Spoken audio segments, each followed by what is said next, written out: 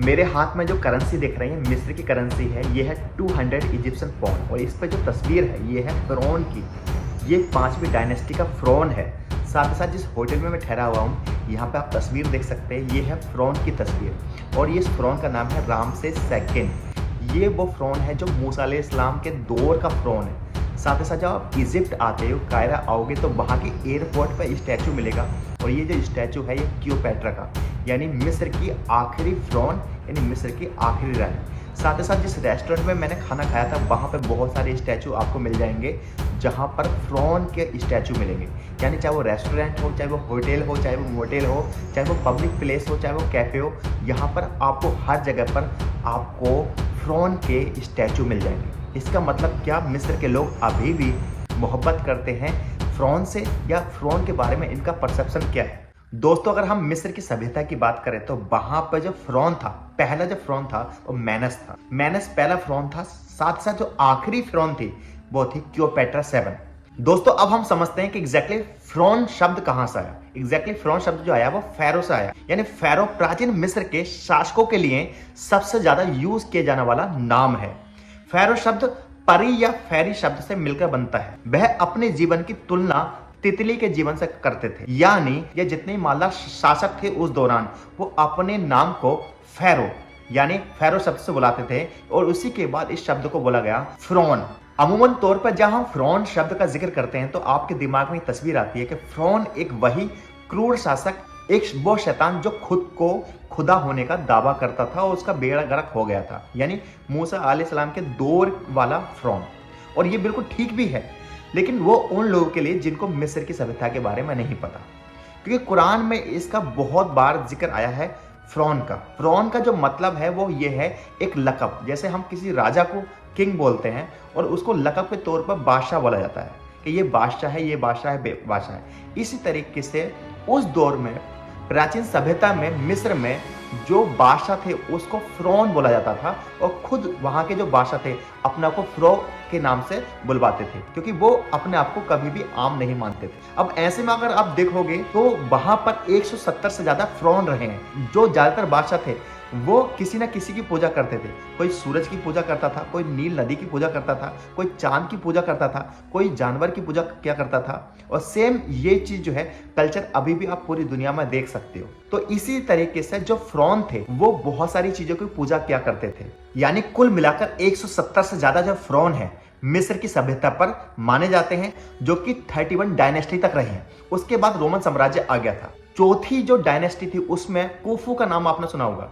विश्व के जो पिरामिड हैं, जो गिजा के पिरामिड जो मैंने आपको दिखाए थे, दुनिया के 7 अजूबे हैं, उसमें कुफू का एक पिरामिड है जो मैंने आपको दिखाया था। ये फ़िरौन था। ये कौन सा था? ये चौथी डायनेस्टी का था। उसके बाद अब हम बात करें तो काफरा का नाम सुना होगा आपने। ये काफरा भी ये चौथी डायनेस्टी का ही था। उसके बाद दोस्तों हम बात करते हैं तो जोसिर वो तुम्हारे के फ़िरौन था जिस पर पहला पिरामिड बना था, यानी फर्स्ट पिरामिड सक्कारा में, या इसे स्टेप पिरामिड भी बोला जाता है। तो इसमें सबसे ज्यादा जो फेमस है वो है 19 डायनेस्टी का फ़िरौन जिसका नाम है रामसेस सेकंड। और ये वही फ़िरौन है जिसकी वजह से पूरे के जितने भी फ़िरौन थे वो सारे के सारे बदनाम हो गए और आज तक उनको उसी नज़र से देखा जाता है, जिसने फ़िरौन शब्द का मतलब ही चेंज कर दिया। और ये था रामसेस सेकंड। ये था मूसा अलैहिस्सलाम के दौर का फ़िरौन जिसका नाम था रामसेस सेकंड। ये वही फ़िरौन था जिसने खुद को ये दावा किया था कि मैं ही खुदाई हूँ। उसके बाद ये नस्ते नाबूद हो गया, ये तो आपको पूरी तरीके से पता है। इस पर मैं ये डेडिकेटेड ब्लॉग या वीडियो बनाऊंगा। बट दोस्तों इसके बाद हम बात करें, ये था 19 तुम्हारी की डायनेस्टी। लेकिन 20 अगर डायनेस्टी की बात करें तो इसकी औलादे थी, वो थी रामसेस 3, रामसेस 4, रामसेस 5, यानी 10 नंबर तक। लेकिन इसके बाद जो फ़िरौन आए हैं वो भी काफ़ी फेमस है, उनकी भी चर्चा की जाती है। जैसे अगर आप देखोगे 18 डायनेस्टी की बात करें तो यहाँ पर एक नाम है, ये है आखानातेन। आखानातेन ये वो फ़िरौन है जिसका जिक्र जो है, जिसका जो पीरियड बोला जाता है वो यूसुफ अलैहिस्सलाम के दौर का बोला जाता है, ऐसा बताया जाता है। और यहाँ के लोकल लोगों का भी यही कहना है। लेकिन इसके अंदर एक खासियत थी। ये जो बंदा था ना तुम्हारे की, जिसका नाम है आखानातेन, इसने ये निर्देश दे दिया था मिस्र के अंदर कि कोई भी सूरज से अलावा किसी की पूजा नहीं करेगा। यानी ना तो ये खुद को खुदा कहता था और ना ही ये और मतलब कई सारे लोगों की पूजा क्या करता था। इसका ये कहना था कि मैं एक ही चीज की पूजा करूंगा, वो क्या है? वो है तुम्हारी सूरज। यानी उस दौर में ये था कि लोग पानी की पूजा कर रहे हैं, यानी ये हिसाब था जिसके पास जितना पैसा वो इतनी पूजा कर रहा है। गरीब है उसके पास, उसने मान लिया पानी की पूजा शुरू कर दी। जो पैसे वाला है उसने अपना खुदा अलग बना लिया। यानी बुत परस्ती का दौर था। लोग सूरज की पूजा क्या करते थे, चंद्रमा की पूजा क्या करते थे, आसमान की पूजा कर रहे हैं, तुम्हारे की पानी की पूजा कर रहे हैं, शेर की पूजा कर रहे हैं, बिल्ली की पूजा कर रहे हैं। लेकिन जब इसका दौर आया अखानातेन का, तो इसने ये वहां पर लागू कर दिया नियम कि कोई भी सूरज से अलावा पूजा नहीं करेगा। लेकिन आपने सुना होगा जब इसका लड़के का दौर आया, इसका लड़का भी बहुत फेमस था और वो बहुत ही ज्यादा फेमस है। आज के समय में सबसे ज्यादा जो किसी की मम्मी फेमस है वो है तूतनखामेन। तूतनखामेन कौन है? ये वही है जो अखानातेन की औलाद है और ये था 18वीं डायनेस्टी। तूतनखामेन की बात करें दोस्तों, मिस्र के अंदर सबसे ज्यादा जो फेमस और मालदार मम्मी बताई जाती है वो इसी की बताई जाती है। 1922 में किंग ऑफ वैली में इसकी जो है कब्र पाई गई और जब कब्र पाई गई इसकी, जब वहां पर टॉम मिली तो वहां पर 3000 से भी ज्यादा सामान जो है इसकी कब्र में रखे हुए थे और 12 किलो का तो खाली इसका मास्क था और अभी तक इस पर रिसर्च चल रही है। जब इसका वो स्कैन हुआ था ना, तो वहां पर यह बताया गया कि इसके सर पे चोट मारकर इसको यानी इसकी हत्या की गई है, ऐसा साइंटिस्ट तक का भी कहना है। और इस बात को लगभग 102 साल हो चुके हैं क्योंकि 1922 की बात थी ये लक्सोर की, अब यहाँ पर 2024 चल रहा है। 102 साल के अंदर भी ये कहानी अभी इतनी मिस्टीरियस है और सबसे ज्यादा कायरों में लोग आते हैं तो सिर्फ जो है तूतनखामेन के बारे में ही सर्च करते हैं, ये जो फ़िरौन था। तो एग्जैक्टली मैंने फ़िरौन का मतलब आपको बता दिया कि फ़िरौन का मतलब एक लक़ब था। यहाँ पर जब तूतनखामेन आया तो इसके बारे में आर्टिकल पढ़ सकते हो कि जब ये 9 साल का था तो सलाहकारों की सहायता से इसने क्या किया कि अपने पिता के कई फैसलों को पलट दिया, क्योंकि इसके पिता का सबसे पहला फैसला वही था कि बहुदेववाद को वापस लौटाया। बहुदेववाद क्या था कि अब आप बहुत सारे देवों की पूजा कर सकते हो, बहुत सारी चीजों की पूजा कर सकते हो, लेकिन इसके बाप ने जो है वहां पर यह नियम लागू कर दिया था। इसके अगर बाप की बात की जाए तो मिस्र के उस समय के राजा आखाथेन के साथ जब आखानेतेन राजा बना तो उसका काम किसी को पसंद नहीं आ रहा था। क्यों? क्योंकि उसने निर्देश दिए थे कि अब मिस्र में किसी भी देवता की पूजा नहीं की जाएगी बल्कि सूर्य की पूजा की जाएगी। हालांकि दोस्तों इसके बारे में यह भी कहा जाता है, यानी इस सिर्फ फ़िरौन के बारे में, अखानातेन के बारे में कहा जाता है कि ये ईमान ले आया था, ऐसा कहा जाता है। लेकिन कोई ऐसा कोई प्रूफ मिलता नहीं है। यहाँ के लोकल लोगों से पूछा तो उनमें भी आपस में मतभेद है। बहुत सारे लोग कहते हैं कि हाँ ये वाकई में ईमान ले आया था, बहुत सारे लोग कहते हैं कि नहीं नहीं ये ईमान लेकर नहीं आया था, ये एक इसकी पूजा करता था। अगर इसके लास्ट के नाम देखो तो उसने अपना नाम भी चेंज किया था और इसके नाम में आपको लास्ट में क्या मिलेगा, ATEN मिलेगा। मीनिंग देखोगे तो ये है डिस्क ऑफ द सन, यानी ये सूरज की पूजा किया करता था। यहाँ से ये चीजें मिलती हैं।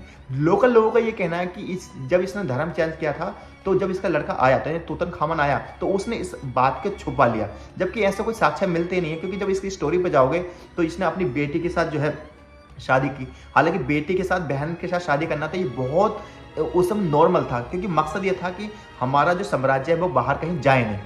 और इस पे भी एक ब्लॉग लेकर आऊंगा कि इसके नुकसान क्या थे। लेकिन लास्ट की अगर बात की जाए, जितनी भी मैंने फ़िरौन की बात की है, तो उसमें एक ही फ़िरौन था जो खुद को खुदा होने का दावा करता था, वो था मूसा अलैहिस्सलाम के दौर का फ़िरौन जो था रामसेस सेकंड। लेकिन दोस्तों इसके बारे में भी कहा जाता है कि ये पहले जो था ये खुद भी किसी की पूजा किया करता था, लेकिन जब इसके बाद पैसा आया तो इसके अंदर ये घमंड आ गया कि मैं ही क्यों ना खुद को खुदा कहलवा लूँ। और ये वो शख्स था, ये वो शैतान था, ये वो गलीज था कि जो दिन में दुनिया से कहता था मैं खुदा हूँ, लेकिन रात में बताया जाता है कि ये खुद अपने पैर ऊपर और सर नीचे रखकर खुदा से माफ़ी मांगा करता था कि यार मेरी इमेज बचा लो, मैं दुनिया के सामने झूठ बोलता हूँ इसलिए ताकि मेरी इमेज बनी रहे। यानी एक डरपोक था।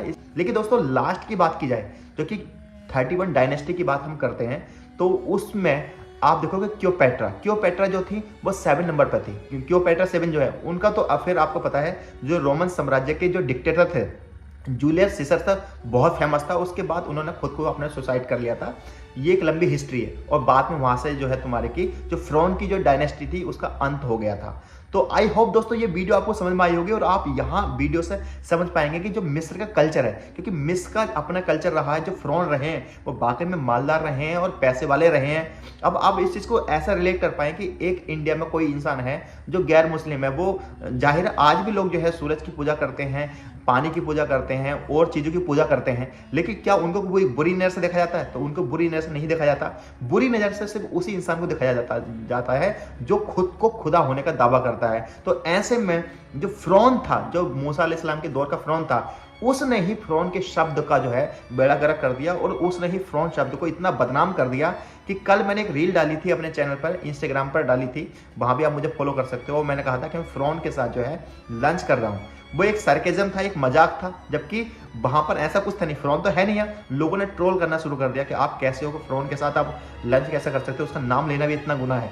फिर मुझे भी ये बात ध्यान आई कि ये मिस्र की जो करेंसी है, इस पर भी फ़िरौन की तस्वीर है। जिस होटल में मैं ठहरा हूँ, यह भी मिस्र की में जो है फ़िरौन की फ़ोटो लगी हुई है। तो एग्जैक्टली जो वर्ड था वो फ़िरौन था। तो आई होप दोस्तों ये वीडियो आपको पसंद आई होगी और क्लैरिटी हुई होगी आपको कि फ़िरौन का एग्जैक्टली मीन क्या है और यहाँ के लोग के बारे में, फ़िरौन के बारे में क्या परसेप्शन है। फ़िरौन अच्छे भी होते थे, बुरे भी होते थे, चंद ही थे जिन्होंने खुद को खुदा होने का दावा किया। तो आप मेरे चैनल और है अरबाज ब्लॉग, उसे सब्सक्राइब कर सकते हो क्योंकि वहाँ पर इजिप्ट की पूरी सीरीज़ आने वाली है और आप जाएँ और इजिप्ट की एक ओल्ड सीरीज़ भी वहाँ पर मैंने पूरे ब्लॉग डाल रखे हैं, वहाँ से आप देख सकते हो। जय हिंद, अपना ख्याल रखें।